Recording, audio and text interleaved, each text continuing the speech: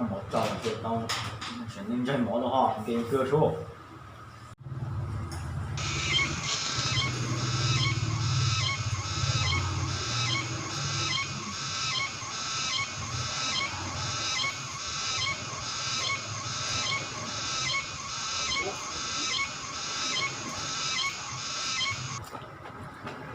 哦，多少？tôi à ô chia à, nó mỏ nó nha, nó mỏ có ô đúng đúng à, nó thấy cố cười đó chưa một cái cả này à được chưa nó đánh này nè, nó này tí đây nè,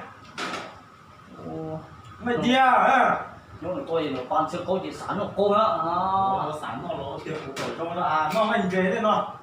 nhá, rồi giờ qua đóng chẳng qua đóng chuồn, đọc à, cố cứ đấy chưa đọc à, nó cái cầmหัวnày à được chưa cái gì nó tay rồi, nó đã với sò, học đỡ chuồn, hành chế đó. Cái gì đu à nó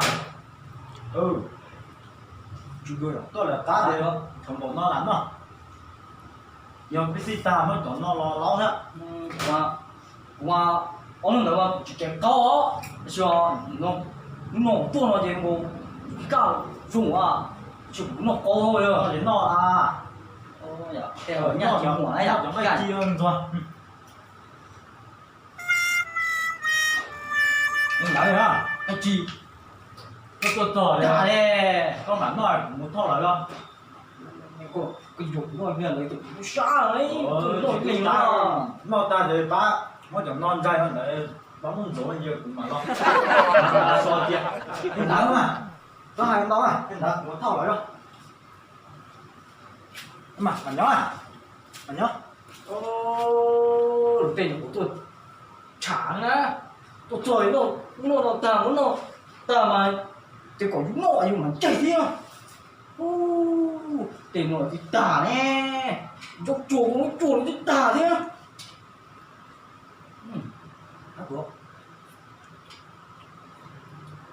Wow.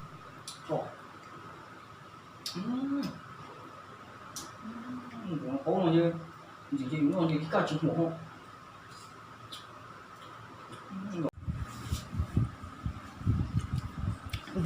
ô ta xem mà mỏ ta là cho nó cho nóอยู่บ่หัวđâu à nó chỉ lo cố thế đấy xã ban mình muốn trốn cái cám nó ta mà mình chưa chỗ cố nó chứ là chỗ tổ nó là còn nó ta mà tôi mà hay nó có nó nó ta nào nó thông từ thế này của mình chạy theo tôi thì đó mỗi chúng nó nói chỉ nói ha chúng nó món nói nha rồi cho nó lô này mình chay nữa nọ đời tôi mà dần nó thâu lấy nó chuyện chay thì nó cá đi nha ô không cá à ô cá của công ty ông muốn tạo chứ nè nhưng mà có cái thanh của tết ta nó cũng chỉ như hổ ô một cái mình nói ô này cục cũng trong một bò cọc của nè